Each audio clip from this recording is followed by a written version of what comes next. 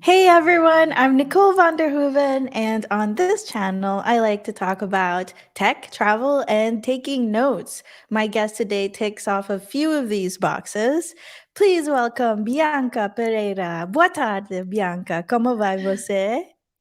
Boa tarde, Nicole. Bem, thanks a lot for inviting. I'm really excited for our chat today. I really enjoy chatting with you, and I want to see like whoever is here with us today. So if I would like to invite, like if anyone wants to participate in our chat, maybe can just send us a message down there. Yeah, leave a comment with questions that you want to ask Bianca or me or both of us. But Bianca, você pode se apresentar em inglês? I practiced that, so I needed to say it. Okay, that's really good. Yeah, well, my name is Bianca Pereira. I'm a researcher and a knowledge management coach as well. So my focus when you think about taking notes, managing papers, managing the literature that our source is really like how can we do personal knowledge management for the purpose of research. So how can we create notes so that we can write research-driven outputs later on. Research-driven outputs can be like papers, or they can be an essay or a blog post, can be anything that is based on research. So it's really like how can we do the whole process of personal knowledge management for the specific purpose of research. So that's what I work on now. And I'm keep doing my own research as well in computer science, as we talked before. Rodrigo said, good Portuguese. Obrigada, Yeah. Rodrigo. I'm trying. I moved to Portugal. But maybe we should explain that connection, why I'm randomly speaking to you in Portuguese. Well, Bianca, you're from Brazil, right? yes, I'm from Brazil, from Rio, Rio de Janeiro. So, and I learned that Nicole, you're speaking Portuguese because you're also living in Portugal, right? Yeah, of course, Yeah. I have to learn that. But I thought it was interesting when we were talking about this stream, and I said, I want to call it taking notes for academic research. And you said, oh, well, it's not just academic research. You said that you wanted it to be broader, just research in general, and also knowledge creation. Can you talk a bit more about the distinction between the two? Because when I think research, I automatically jump to academic research. Yes. Yeah, many people just like, okay, let's write academic research. I'm like, no, please, no. Because at least like from my perspective, I think research should not be, it's not just inside of academia. Everyone not only can do research, but many people do research in their jobs, even like when wants to create content, for example. So for me, researcher is more than someone who went to a PhD or went through like formal academic research, but they're all people who are using critical thinking for the purpose of creating new knowledge. For example, someone is in a company, the company is facing a problem, and they need to solve a problem which may be very specific to their company. So they need to do some research. They need to use some tools that we use for doing research to solve the problem, to come up with innovation for to solve something inside of the company. So for me, from my perspective, that person is a researcher, even when it's not an academic researcher, for example. So that's why I like to think about research as the process of knowledge creation when you're using critical thinking for that. So for me, I think like anyone and everyone could become a researcher or is already a researcher, even when they don't call themselves researchers. So that's why I was like, oh, let's try to not just say, oh, only who is in academia is a researcher, or only who went through a PhD is a researcher. I don't think that's the case. I think everyone can use research for in their works or in their daily lives even. That's really cool. By that definition, I think I would classify as a researcher, and I had never really thought of myself as one. I'm it's very meta, but I'm taking notes on this while we're talking. And you said that one of the things that differentiates I'm paraphrasing here. One of the things that differentiates research from like other forms of note taking is critical thinking. Do you also think that there is a sort of rigor that is applied? Like, maybe when people think research, it means that you're collating things from a lot of different sources. Or do you think that that is necessary for research? I think well, it depends on what you mean by rigor. If you become rigor, it's like, more like in the academic sense, you need to write in a given way. You need to like to have your arguments like very strong with a lot of experiments. I think there are multiple. It can be a little bit more lightweight, let's say, when you talk about research in general. But there is a level of rigor that is important, which is related to critical thinking, which is really like, okay, and I'm just like, I just woke up in the morning and I thought about something. I say, this is true, or this is the thing, because I think it is. I don't think there is any rigor on that. It's just like someone had their experience and they are right about that. But that's not what I mean by research itself. It's really like try to create an argument. And it's hard when I talk about argument, because when you think about argument, you think about two people fighting. That's not what I mean by an argument. Okay. So an argument is really like, I'm trying to justify why I believe on something, rather than just like, I believe on something, this is the truth. It's like, I believe on this, and those are the reasons. This is the reasoning behind why I believe on that something. So this is the level of rigor that we need to have in any research. Okay. And sometimes we need to justify, we need to do full experiments and all those things. That's when there's really like professional research. We need to do experiments. We need to do like a lot of literature research, synthesize the literature to justify why we believe on something. But it can be very simple, really like checking a few sources, checking from your experience as well, mixing those things to justify why you believe that something's true or something is the case. So that is a level So of I like rigor, when but you it's not say I like when you say that when you specify that it's an argument but not between two people. And it kind of made me think about how when I write something and something that I've done research on, I like to use steelman arguments. And the idea, I mean, you maybe know this, but just to explain to other people, there's something called a straw man, where sometimes in order to prove a point, people construct this very flimsy argument and then they show how it's wrong. But I really love constructing a steel man which is a contradicting point of view that is actually valid in some ways. And that way, when you are able to convincingly show that that steel man is incorrect or inaccurate, then it kind of strengthens your own premise. And in that way, it's like an argument not between two people, but kind of between conflicting ideas. yes, yes, yes. I want to shout out as well. There's some people who are saying they use Obsidian for both academic and non-academic research. So Grisha is agreeing that it doesn't matter if the purpose of the research is for academia, and even William, who's a retired academic, agrees with you about research as knowledge creation. And a note about another Brazilian talking about PKM and Obsidian. They're a cybersecurity researcher. Yes. Oh, that's really cool. There's Yeah. a question here from Jan. Could taking notes help in topic research using Obsidian to write random notes? And I'm interested if I could somehow use it to get some ideas for my thesis, engineering field. This is a perfect question for you. Yes.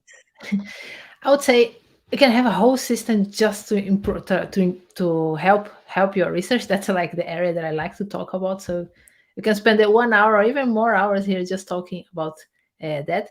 But I suppose that you were saying to get idea for the thesis. So it's really the beginning of the process of research. So it's really like, what do I research about? And I would say definitely, you can definitely use your notes for that. Uh, I don't know. I think you may agree with me, Nicole, that our research, our note making space, is really to put our thoughts in there, to let our minds really flow into the page, or in our case, to the digital page. So when it comes to identifying the topic, the first thing that we actually need is like, what are our interests? What do we care about? What do we want to work on? What you'll be spending, if you are thinking about a research topic, what do you spend the next years work on? So it needs to be something that you have interested in learning more about. So I think our note making space, a perfect place to just really like put things out. What are the things that I like? Let me write everything I know about them, so that you can then decide, okay, which one I want to maybe pursue. So I investigate a little bit more. So I think that would be a, and I would say, at least you ask, Ian, could you take notes? Could take notes help in topic research? And say definitely. I think that would be one step that would definitely help in defining what is the topic for your research. I didn't Yeah. actually plan on doing this, but I'm going to share my screen because this is something I've thought about a lot as well. So I have this thing called lightning rods of thought. I got it from, it's actually a D&D or an RPG person. Sly Flourish is a YouTuber who has the idea of using lightning rods, which is adding things in a game that cause the players to use abilities that they already have. So it's kind of like attracting the abilities and interests that they already have. So I had this idea of lightning rods of thought, and this is how I try to find out what things I'm interested in. I mean, there are many ways. This is one. So this is a data view query that I use, and it spits out all of the notes that I have by the number of outgoing links, and this is just the top 50.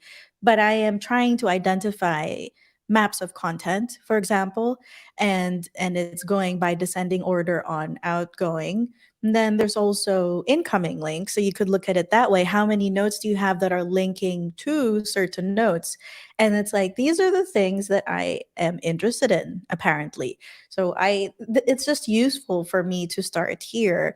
This doesn't mean that I stop here, of course. And I can also embed searches for different keywords. And sometimes it's useful to look at orphans, the things that have no links to them. And I'm not sure why. Maybe I should think about that. That's just as an aside. I didn't intend to show that, but I thought it was kind of relevant. Yeah, I think this is really good. I do something similar, although I don't have the queries anymore because I'm not actively using Obsidian. But I do a similar thing, which I call generalizations. So it's really like, what are the things that are making everything else be glued to each other? Let's say, what are the central topics that everything is linked to, or linked, or who is linking to everything else? I usually take the ones that is everything links to that, as like those are the things that I have been working around them a lot. So those are the core for from my system as well. So I will do something very, so that's really nice. Yeah, it sounds like the same thing. It's like abstraction, and finding the highest level of abstraction, and from there you can start digging into it. So I guess to answer the question that Jan asked, yes, they could definitely help.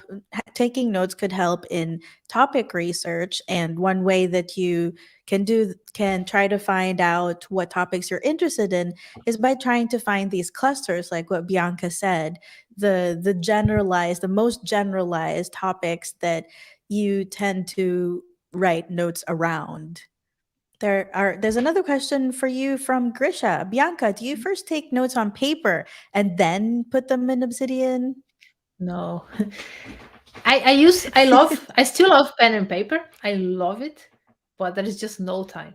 So for me, everything is like phone all the time, or in the computer is directly digital, because there's just no time.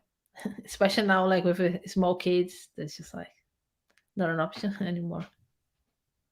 I definitely get that. It's hard. Like, I always have a real notebook and a fountain Yeah, pen, yeah, me too. but my usage of it has shifted to like journaling and brainstorming, and not really like, as you say it, Bianca, sense making. And Nikhil asks, if applicable, have you come up with a workflow regarding materials, PDFs, videos, etc., to use in Obsidian with ChatGPT or GPT-3? I'm looking to use it for academic research. Have you looked into that?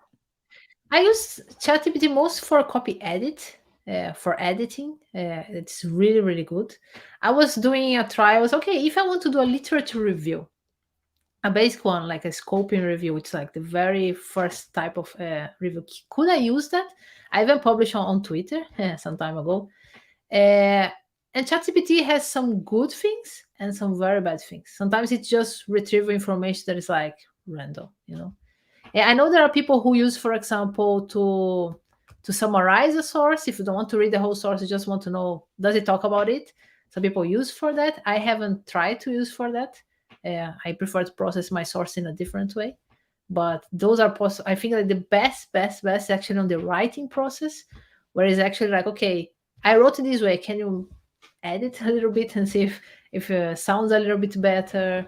You know, so I think for copy editing, ChatGPT is really good.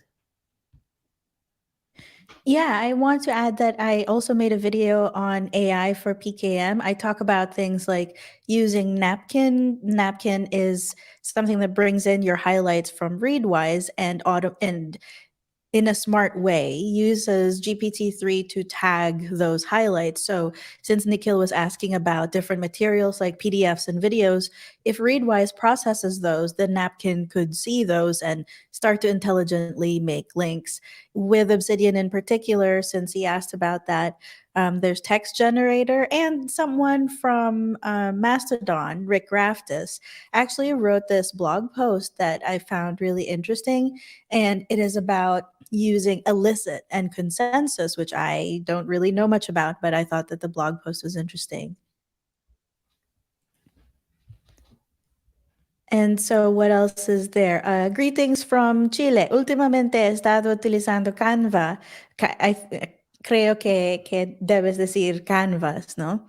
Para hacer presentaciones para mis clases, de modo que cuando actualizo la nota citada en la presentación, se actualiza de inmediato visual. Oh, I'm sorry, I didn't even highlight Very that. So, good. just to translate here for those who don't speak Spanish, this person is saying greetings from Chile, and they've been using Canvas, which is an Obsidian feature, to create presentations for their classes.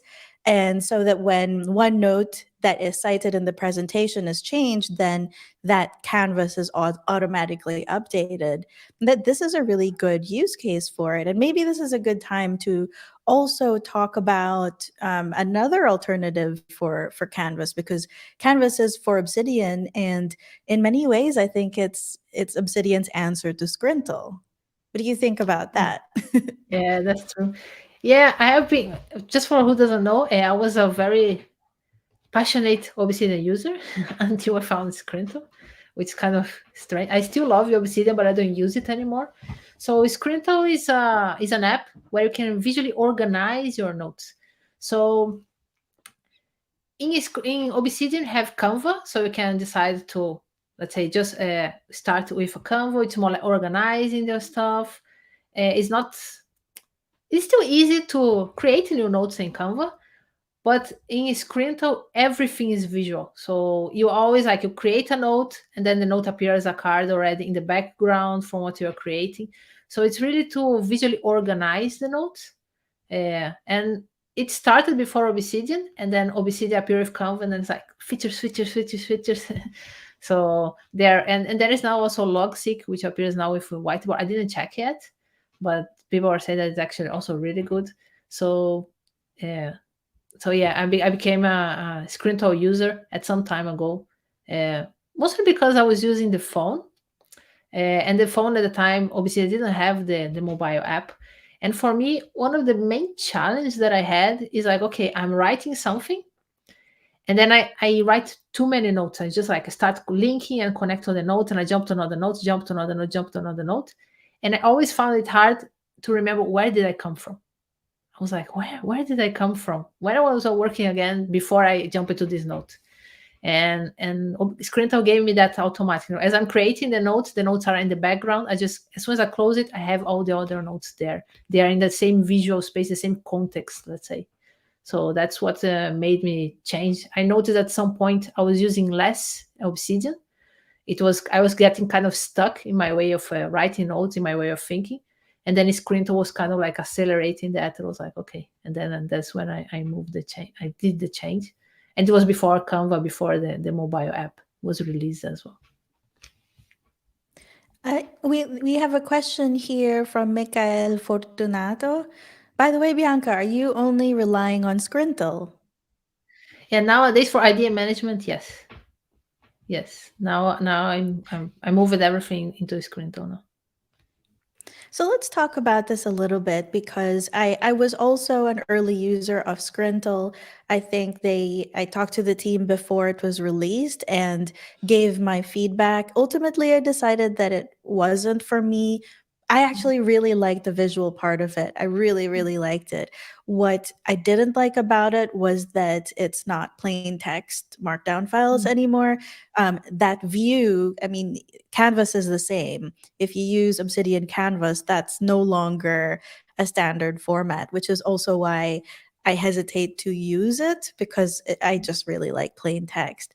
But I do love the idea of bringing in visual thinking into note taking. I think it's very visceral, right? Because when we see a note or even like something that looks like a note on the screen, instinctively we know how to use it because that is a metaphor for an actual piece of paper that we can interact with. What do you think about visual thinking? Do you think that it's always necessary for research, or is it just something, another avenue that might be useful? I find particularly extremely important.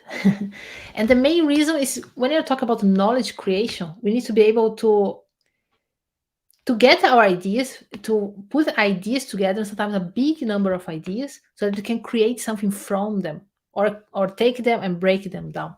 So, for example, the main I talk like about sense making strategies. They are usually like you put the ideas on a space, which like would be a board, let's say, and how now we can connect them, create new things from them, generalize from them, see the context about them. Then all those steps, when you are playing with ideas, then you can be creating new ideas. Because what I noticed that sometimes we just take notes about, let's say, what we found on a source. We have quotes, quotes, quotes, but then what is the idea? Like at the end of the day, we want to create knowledge. So where are our ideas? So even my whole note make system is based like each note is one idea, which some people they call the atomic notes. Although I don't know anymore because we have many discussions with people who take atomic notes and we have some disagreement.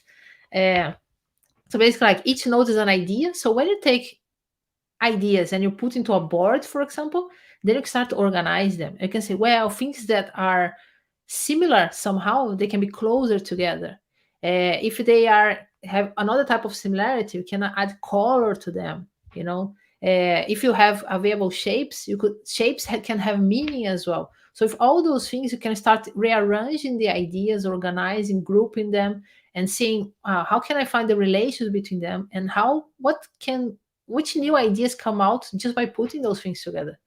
So the visual aspect of knowledge create, I think the visual organization of notes is very important for knowledge creation itself, because then you can see the ideas and reflect about them so they can create something from them, which pure text usually is really hard to do with pure text, or with just like 10 notes around the screen but not in a visual organization.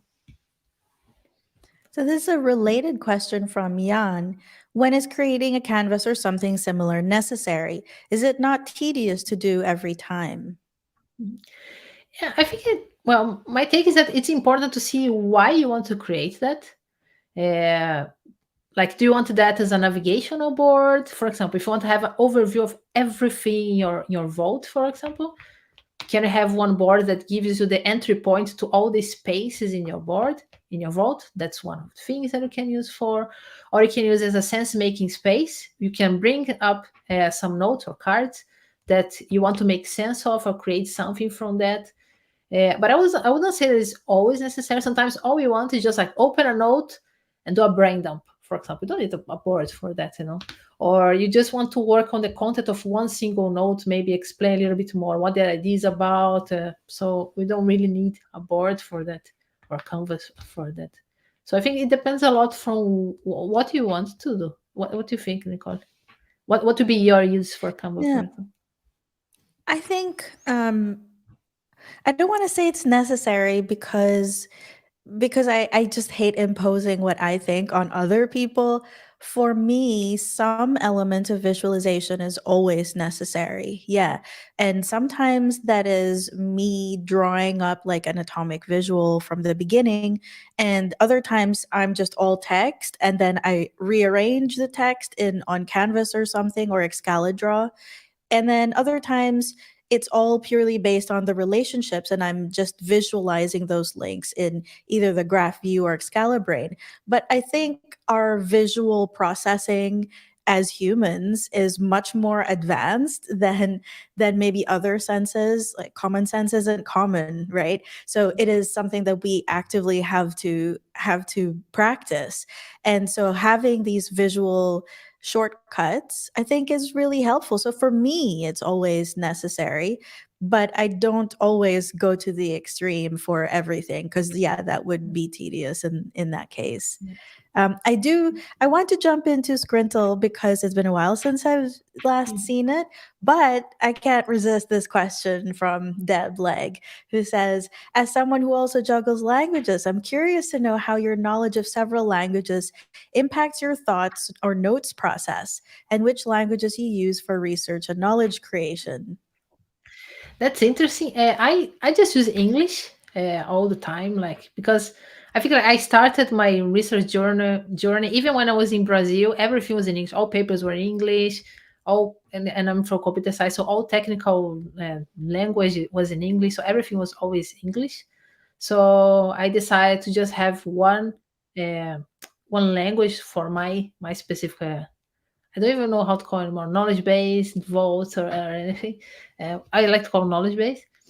But one thing that is interesting that I was discussing with one of the members of my community the other day is that because he was saying, well, I write in English and in Japanese, and one of the things that we notice with languages is that there is translation and there is how can I actually express this idea in a different language, and sometimes translation is not the way to doing that, because I always say, well, if you take notes, for example, if our notes represent an idea, the title of the note is the name for that. How do we call that idea?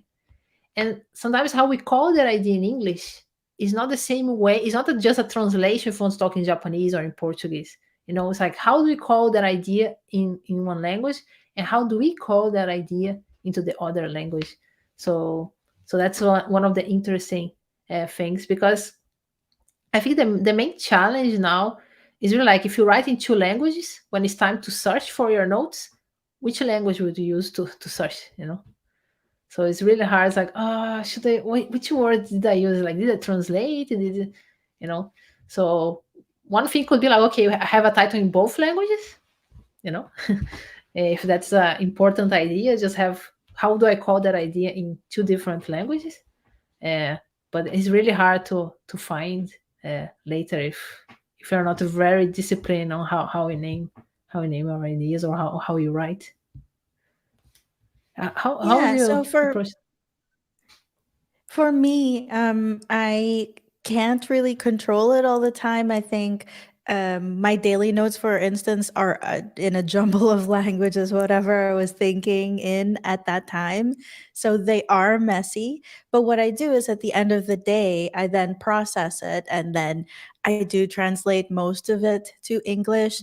Some things are naturally in English for me. Like I study, so my native language is Tagalog. English is a second language and it is my best non-native language.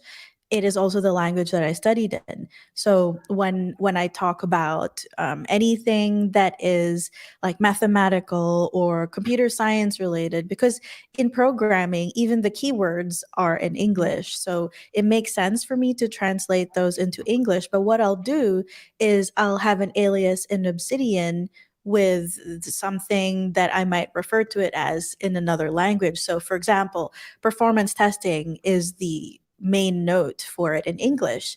And I'll put an alias that's pruebas de carga, which is the same thing in Spanish, because I might be searching for that. And I also noticed that, like with people, the notes tend to be in whatever language I was speaking to them in. So if I'm speaking to someone in Dutch, then my notes will be in Dutch because that kind of makes sense. Omar Ortiz Meraz is saying, usually I reserve each language based on topic. Yeah, I have a bunch of private notes around relationships and relationship dynamics that are in Tagalog because that's how I think with relationships. And looks like Omar's also saying English for technical things. Yeah. Filipino, Tagalog, and English here too. Hey, kababayan! Kamusta ka? All right, let's get into Scrintal, Bianca, if you don't mind showing us what it looks like now. It's been a Yeah. while. It's been like months, maybe a year since I looked at it. Should I Uh, add it? yeah. Yeah. Add? Can you see my cursor? Or Yes, we yeah. can. Okay. Yeah. So it's critical. The hard part is that you are faced with a blank screen and you're like, okay, there is a world of possibilities, but I have no idea how to start. So it's really like you can just create a note, which is called card here. I like to think like it's similar to the physical world. Let's say you have your desk, you can double click or create that to create a card where you can just write wherever you want and create a title. My idea. And then they also have the slash commands to actually add things, a link to a card or a link to a board. You can link to from a card to a board, upload things, images, add YouTube videos, tweets, uploads, and the normal formatting that we have. And if I want, if I want to create a link to another idea, I could just here plus, and then there's another idea. So let's say they all just appear on the screen, and if you just close everything, they are there in the board already linked to each other. So that's the basic idea of Scrintal. So you have cards, you can have a desk, and you can have a board, which is exactly the same thing of a desk, but you can save a board and give a name to the board. The desk is just one, where boards you can create as many as you want. So you can just click here, or for example, if I want to create a board with those, I just right click, create a board, and then I have this new board, which I can give it a name and add a link, for example, inside of here. So this is a link, becomes a link to a board rather than a link to a card, for example. And it has similar things like have backlinks. So it appears when you have links to boards. In which boards does this card appear? Because a card exists independent of the board. Okay, it can appear in multiple boards. It can be in no boards at all. Okay, so that all those things appear there. And if you want to see the rest here, then you can see all the cards that you have, all the boards you can share. You can actually have multiple people work in the same board, okay, in the same set of cards.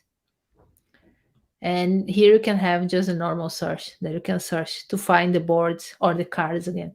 So the cards, they exist independent of anything. You can add them to your desk. You can add them to a board. So I can go out here and here I'm on my desk. For example, if I clear my desk is empty, but then the board, you still have those two cards. So you can use a board as an MOC, for example, if you want. You can use a board to make sense of things and save. It's pretty similar to Canva in that sense, because you can also link to Canva, I think, in Obsidian as well. So those are the main things. So you can add color as well. If you want, you can add tags. Yeah. So those are the main things that Scrintal has at the moment. So we have two questions here on what were my objections. Rodrigo Alexandre Costa. Scrintal's cards or boards format is proprietary, and a related one. How can you export your notes from Scrintal? Yeah, that's one thing that I have been asking the team for many months, the exporting part. They are working now on a full export of all the cards, and you can export. Currently, you can export one by one in Markdown or by just download the PDF. But they are working on an export all feature, so it should be here, I think, in the next months. And in terms of proprietary, yeah, they just have their own format. They don't share what's the format, but then you can export in Markdown. So ideally, in the future, you could have, let's say, you write your things in Obsidian, you upload it to Scrintal, you change the things there, they're download, put back into Obsidian. So you can ideally be able to use both for depending on what you want to do. But yeah, we are not there yet. If anyone wants to use that way.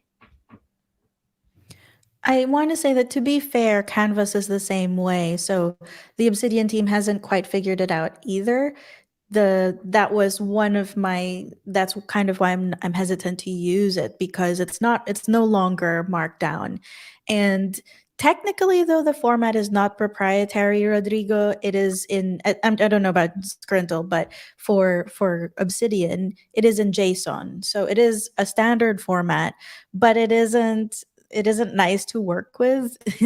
It isn't really something that you can export to another app or something. I imagine that the Scrintal team are facing the same limitations. Yeah.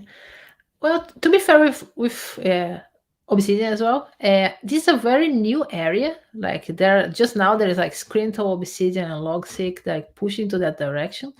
So there are really not no open standards to deal with this type of data, because even the different tools are trying to figure out what is it that we are creating, what is it that we want to represent, how we can represent that information. So I think it would be very good to, like, if in, let's say, 5 years time, maybe, or hopefully before, there will be open standards for those, and multiple apps who maybe even work together to try to create those open standards that they all support. So I say fingers crossed that will be the future. But yeah, so far I'm not even sure if there is any open standard that would cater for this type of use case. So let's see where it all goes. I think the closest one would be Mermaid.js, which Obsidian does support, but you have to learn it, and it's also not as flexible as Scrintal is, for example. I want to ask about the board and desk concept, though. It kind of sounds like they're analogous to maybe folders and subfolders, or is that completely wrong? Not really, because, well, first, there is no subfolders. You cannot have a board inside of a board, for example. Board is a separate thing, and they are not totally. They are similar in a folder in the sense of container. Like, it can bring things inside of it. Let's say a board, you can put cards inside of a board, but the same card can exist in multiple boards, so they don't have the limitations of a folder. Because in a folder, like, you put on a folder, and that's it. You cannot really put in multiple. You can create shortcuts, but that's another story. But then, really, like, folders, like, is this folder or in that folder? Whereas board is really like, okay, you can just put on a board, remove, put it back again, put in 5 different boards. So the boards are much more flexible in that sense.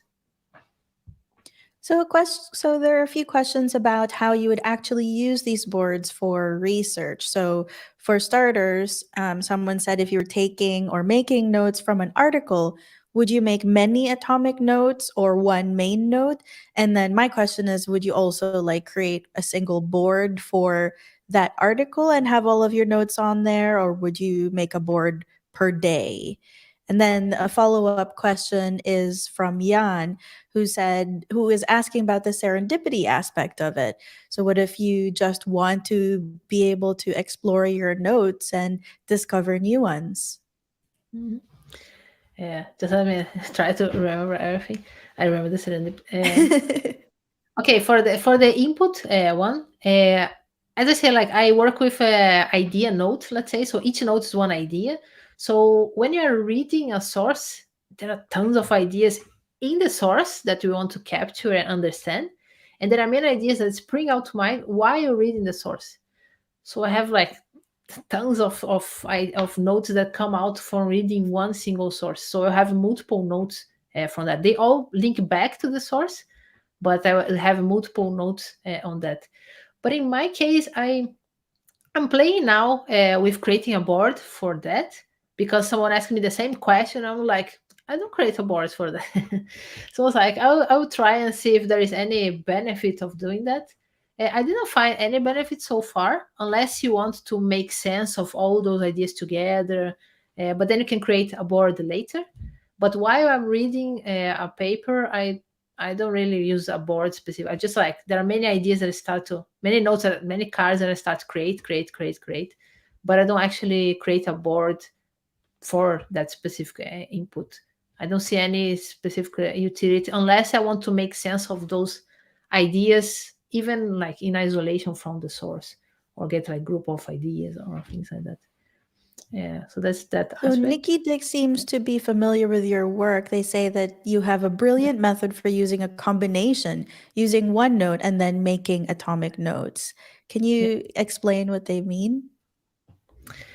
yeah. Well, Nick is from our community, so because there is a process. Okay, one thing is like, for example, how I do it. I create like many notes. And what I talk about this, I'm not sure if Nick is referring to that, is the idea when we have the bibliographic note, what is like I call the input note. It's a note that represents the source itself. Okay. So this my note that represents the source. And I have all my ideas linking back to that source. And the reason why I link to that note and not to the directed to the source that I am talking about is because then I can answer two questions. One is where this idea came from, because it has a link to the source. And the other is like, what are all the ideas that came out from this source? So just going to the note, the backlinks shows me all the ideas that are related to this source. So I think that's the maybe that's the what Nick is talking about. I have using the one note to represent the source. So I don't use a board to represent the source to say this is the source and all the ideas in the source. Instead, I have one note and all the notes that refer to that are linked back to that source. So the backlinks panel can say what are all the ideas that came out from that source. I don't know, Nick, is that what you said? What you're referring to? Another person is also asking, so you have a base note for the source and connect all nodes. So if I understand what you're saying, yes, you have a note that is for that source, and then you either explicitly connect other nodes that have, like, you create nodes of ideas from that source, and you either explicitly link them or rely on backlinks to connect them to the base node. Is that right? Okay. Yeah. And is it like, do you use something like Readwise to do that, or do you just manually create a base note?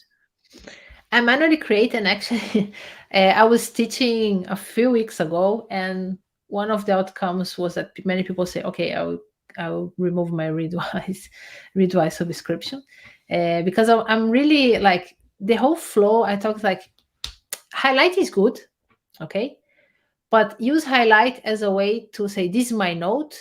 There are many shortcomings when it comes, especially for research, because in research we want to create knowledge. So our note should not be just the highlight.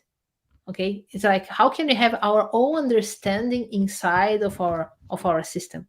So and readwise sometimes like okay, I highlighted this in readwise, I can just put later into my system.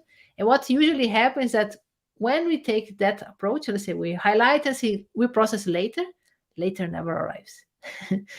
So we end up just like our notes are just highlights, but we never process our understanding of what are the ideas that came out from reading that, from trying to understanding that. uh, so that was like, well, maybe highlight is good for when you want to reread the source, but if it's the process of understanding, we really need to write down what is our understanding. And if we use a tool that just say highlight to see it later never arrives. So yeah, Yeah, I I don't think use. I think that's when the problem is when you treat something like Readwise or any Read It Later app as the end of the process, then that's still a very superficial way of learning, really. I kind of treat it as the beginning, and then I process it from there. Yeah, Jan is saying, do you mean highlighting encourages resource hoarding rather than taking notes? I yeah, definitely highlights. think it does. Yeah. Do Yeah, you when agree? it's yeah, I agree. Like especially when it's highlight only, you know. If it's highlight only, then I think that's the worst of the words. Because sometimes like okay, I highlight and then Readwise will just create my notes. I just import from Readwise into my Obsidian, for example, and I have my notes with my highlights. But then like so what? Like those are other people's words, other people's thoughts, something they are trying to communicate. But what did we understand for that? What are you trying to do with that? You know, there is. I think it misses a little bit of the personal in the personal knowledge management. You know, so I totally agree with you. So Nikki Dix is saying that he was referring to the one pass strategy where we use free writing from one source and then make idea notes using the pick a phrase and then create idea notes and reverse outline. Okay, we need to unpack this. Can you explain what he means? Yeah, I as a solution to this process of the highlight and the process later and later never arrives. So when it comes the time to write from our research, there are no notes, right? Because we didn't actually process those highlights with our understanding and build the knowledge that we want to write about. So what I developed was what I call the one pass reading strategy. So the idea is that when you finish reading, you have all your notes ready. Even if you stop in the middle, you already have all your notes ready, okay, for you. So the process where you go, I develop a process, okay, step by step, how we can do that, and that's where all those words come from. Uh, we are reading something, we feel the urge to highlight something was either interesting, relevant, or puzzling. Okay. We stop immediately rather than just highlight and keep moving on. We stop and then start making sense of that. So it's really like, let me free write and I just write my understanding of what I just read, even try to explain what the person tried to tell me, or try to explain how does it relate to my work, or anything that comes to mind, really. So just really like free writing that. And then when you talk about idea notes, many people use the thing of atomic notes or idea notes as like, okay, what are the ideas in the highlighting? And that's why I say, don't do that. The highlight is someone else's ideas. You want to extract the atomic notes from what you wrote, from you free wrote, because those are your ideas, even if they are just an explanation of what the person said, right? So those are the ones that become the atomic notes. And then you may want to cite to mention, okay, these thoughts actually are not mine. They came when reading this quote from that source, so that you can say this idea is not mine, it came from this source. But then that's where I use, and some methods that I teach on how to create those idea notes, those are the pick a phrase and the reverse outline methods. So those are some methods to help convert a free writing into idea notes. So that's a little bit of what Nika was referring to. Okay, so what's so interesting is that you're using different terminology, but I've kind of arrived at the same conclusion, at the same process. I think like Tiago Forte uses the term progressive summarization. I like to, and since you're a developer, I like to think of it as like continuous note taking in the sense of CI/CD processes. For those who don't know, in tech we are now emphasizing a more agile way to work where that is more iterative. So it's not like in the first pass you get everything down and you're done and you move on. It's like you do it kind of sounds like what you're describing, Bianca, where the initial pass is like free form. You're not really separating things out yet. You're just getting through it, and then you go back and iterate over it, and then you start creating idea notes that are now in your words, not in the author's words, and then you keep like continually processing it from there. So I'm seeing kind of a lot of similarities. Do you think that it is significantly different from, other methodologies like Zettelkasten or progressive summarization? I cannot say that I understand completely progressive summarization or the Tokasi. What I understand progressive summarization is that you stop too much on the source side of things. It's like you try to highlight and summarize. Is too much on what the other person is trying to say, and it takes too much time to arrive on you. Let's say.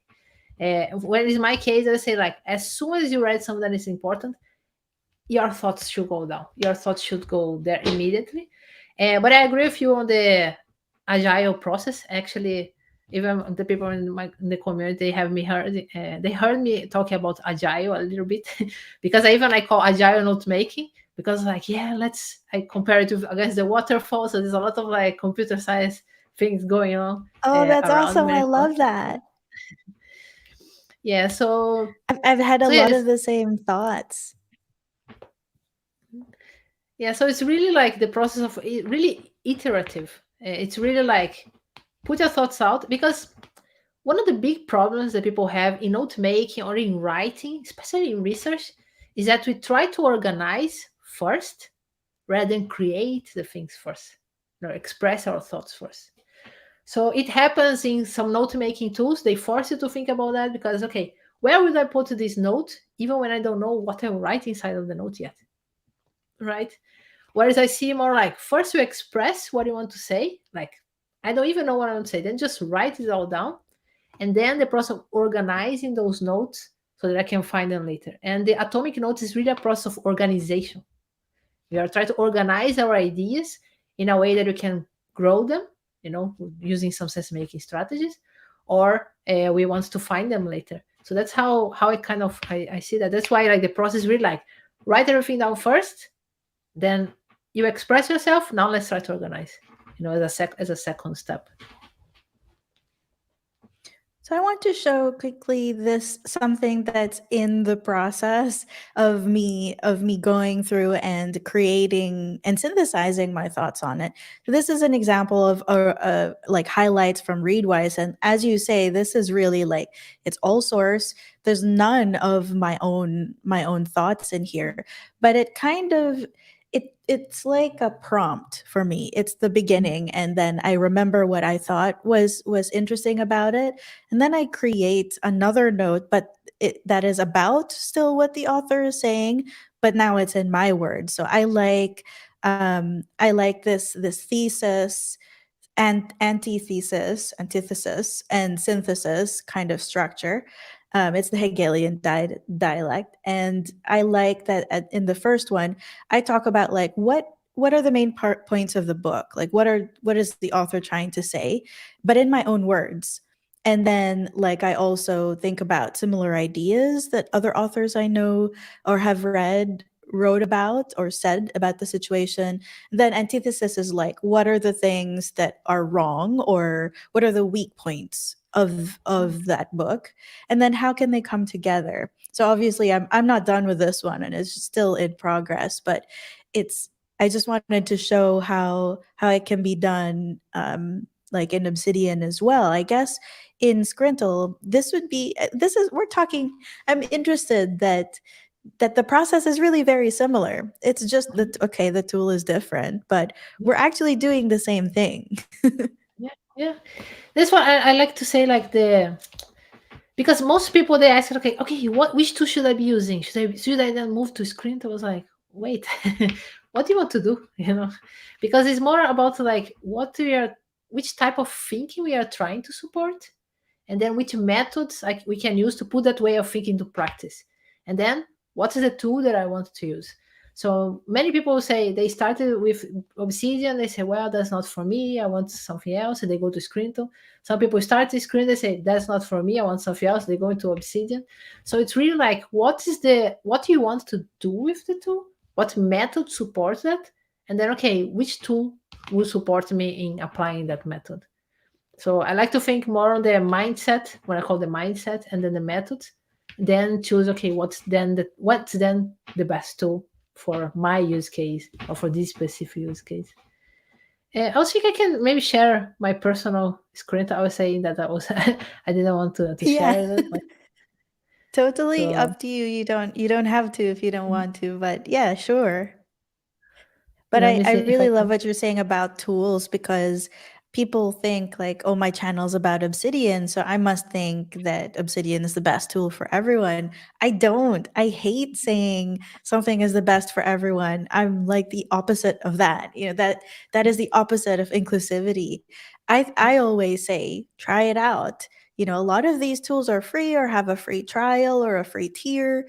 use it all. And if that's Notion or if that's Evernote or Obsidian, like go for it. Just we all think in different ways. Why do we assume that one tool will placate all of us? Exactly. I totally agree with that. Yeah, if you'd like to Yeah. share your screen, you can Yeah, I was go ahead trying, and do but that. apparently Oh, not okay. letting me. Mm. And Nick was also saying, write first, organize later. Sounds like what Nicole did with her daily notes in multiple languages too. Absolutely, that is exactly it. Like my daily note is kind of like Bianca's one pass process. What is it called? One pass reading, and that's because it's just like a log. There are bullet points. I'm not really thinking too much about what language I'm writing in, but then when they get processed, I mean, very few people are going to want to read a single article in multiple languages that might not coincide with their languages, right? Mage Prometheus, hi, says writing down your own words immediately helps identify where you don't understand. I don't like to read on if I don't understand what I've just read. Yeah, and I would also add to this something I didn't mention with the multiple languages question is I actually use my knowledge of multiple languages to test myself. And kind of like the question that was asked earlier about AI, one thing that I'm actively using AI for is to provide me the opposing argument. Like, here's what I think. Tell me what's wrong. And that is super cool because sometimes the AI, GPT-3 says, or GPT-4 says things that I'm like, I should have thought of that. That's actually a pretty solid argument that has me rethinking how I should argue, how I should present my evidence. And I do the same thing with languages because I find that for me at least, like certain languages are linked with certain attitudes. Like it's kind of like the six hats, the thinking hats from Edward de Bono.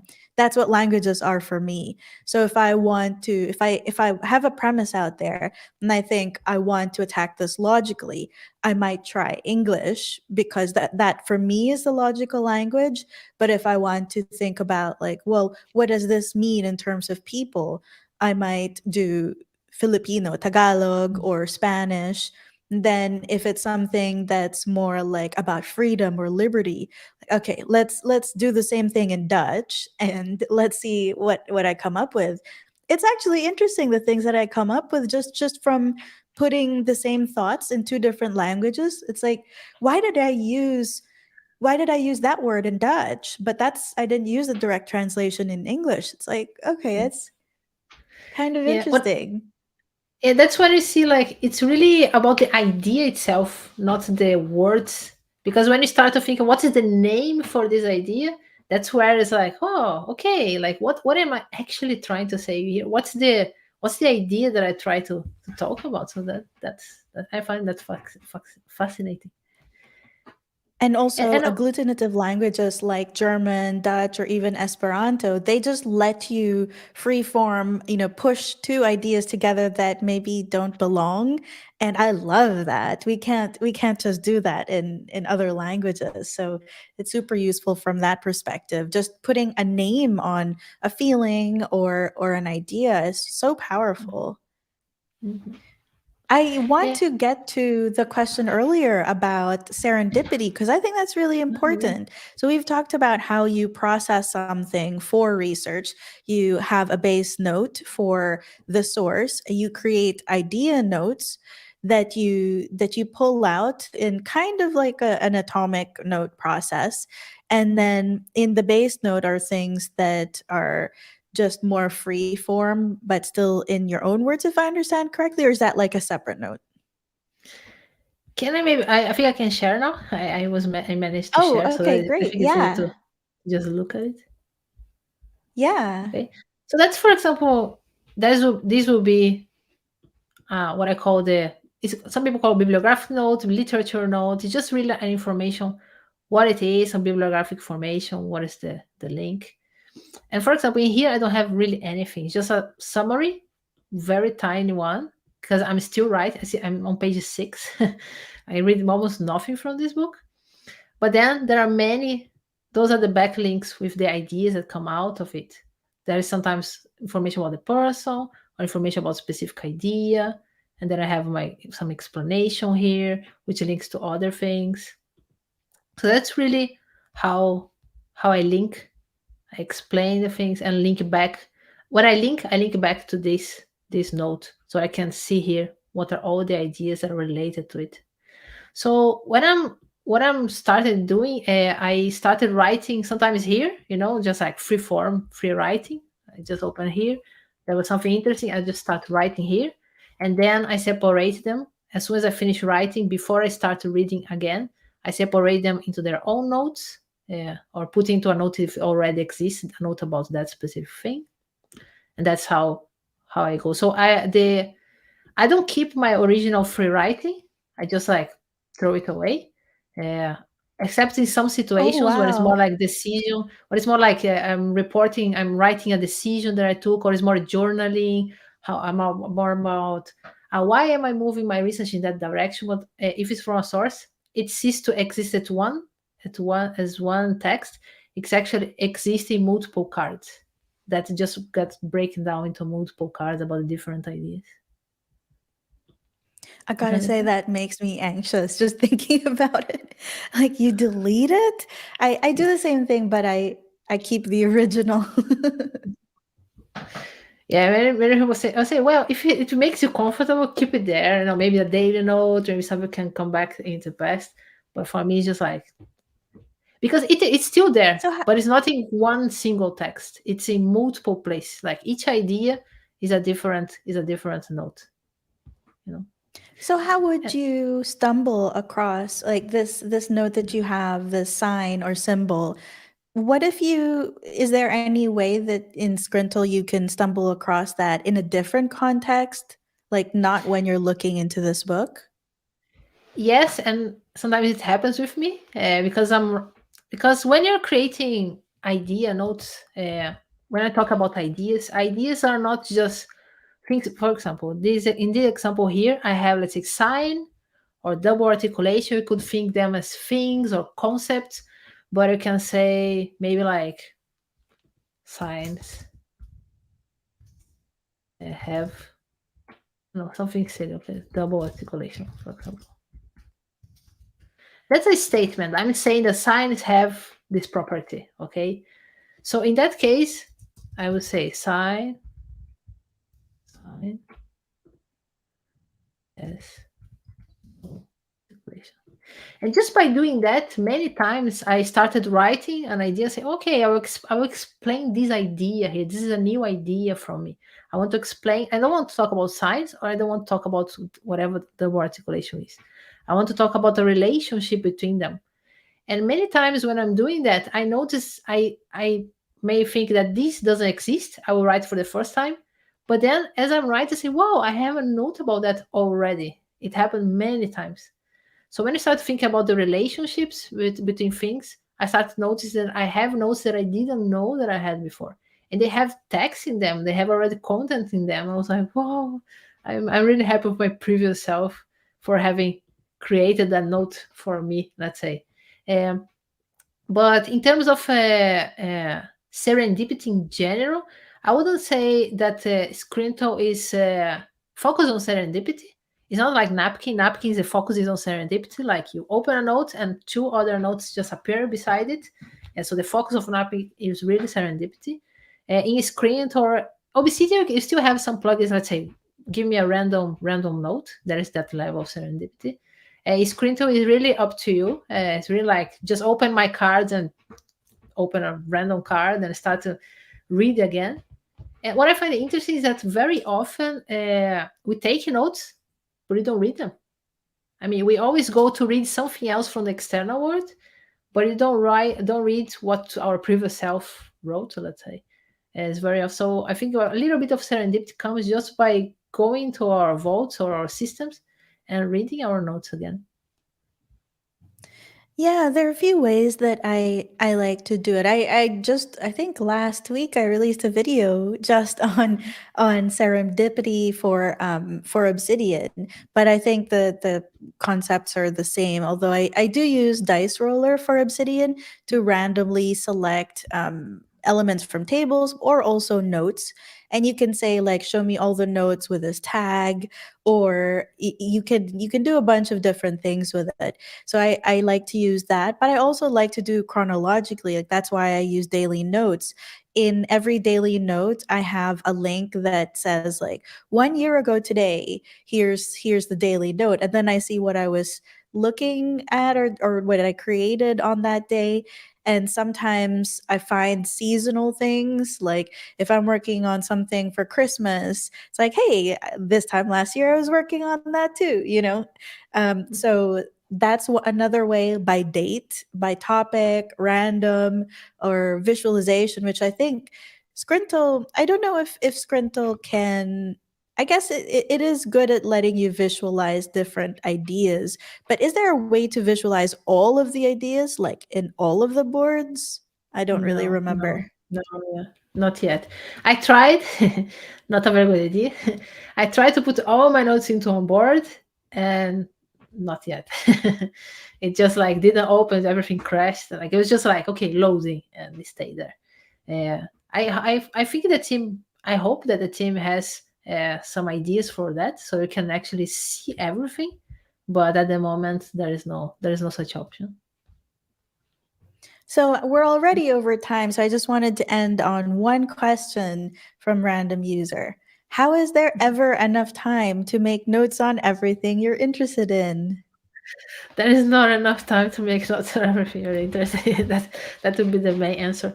But I think for the notes that we can take, I think it's worth taking the time to take and engage with them later on.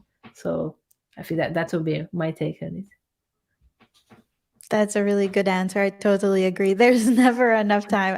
I relate so hard to this question because I want to take more notes on things than I actually have time to take notes on them. But, just like anything else, prioritize. You don't have to, like, you're not going to be graded on this. Maybe you are actually, but for most other things, if you're just a personal researcher, you're not going to be graded on the thoroughness with which you attacked every single main premise that the author says. So feel free to pick the ones that are relevant to you for the work that you're doing. And I think that's a much more sustainable way of doing things, because you never have enough time. Bianca, thank you so much for joining me. If people want to know more about you, as I'm sure they will, where would you suggest they go? Well, as we are on YouTube, I'm starting my YouTube channel. I have some live streams there, but I'm started like publishing. I will start publishing more frequently, and can always comment there, start chatting through there. Otherwise, I'm also on Twitter, much more active in Twitter. You can just DM me at any moment, uh, and we can chat from there. Awesome. And I also have the links in the description below of this video on YouTube. You can see Bianca's YouTube channel there, but also, I don't know why you didn't even mention it. But you also have, now it's not a course anymore, it's a community, right? It's a prolific researcher community. Can you just talk a little bit about that? Yeah, the main idea that I changed from a course to a community is that many times we take a course and we say, wow, I learned a lot. But then it comes a moment to put everything to practice, and it's like, okay, I'm stuck. So how can I get help? So the idea of the community is that you come, you have an onboarding course where you learn how to take notes, how to express your thoughts, how to create idea notes. And then later in the second follow-up course that you can take immediately or a little bit later, because when you come to the community, come for a few months, uh, how I can, now that I have my notes, how can I create new ideas from those notes and use and write my output based on my notes? So there are the course, the onboarding course, and the follow-up course, and there are a few others coming up. But there is also events or co-working sessions, Q&As, hot seat coaching, many other things. That's like, okay, you heard from me. Now it's time to develop your own practice. So then as you develop your own practice, then you get feedback, then you get support from me and from the community. And that's why I changed from a course into more a community model, because I think like the one important aspect, okay, it needs to be something that works for you. That's why I say it needs to be for each person. And we are there to support each one to decide, okay, which tool I want to use, how do I want to implement that, what works for my specific case and what doesn't work for my specific case. So that's the idea of the prolific researcher community. And we have also a course about research skills specifically. They're related to the process of idea management or note making, but they have we have other things related to research specifically as well. All right, thank you, Bianca. I'm so happy to finally have you on my channel. We've been talking about it for a while. You're welcome back anytime. Thanks a lot for the invitation. I really enjoy. I really enjoyed talking to you, and thanks for everyone also who joined us today. And I hope to be back, and I hope to have you on my channel at some point as well. Yeah, absolutely. I'm game. Just tell me when and where. Okay, let's But do that then. later, for everybody else, thank you for sticking around. Later this Friday, I'm having another live stream. This time, we're going to be talking about something less serious than the topic of today's discussion because we're talking about all play. We are talking about role playing games, and I'm going to be with my friend and dungeon master Andy Pillane.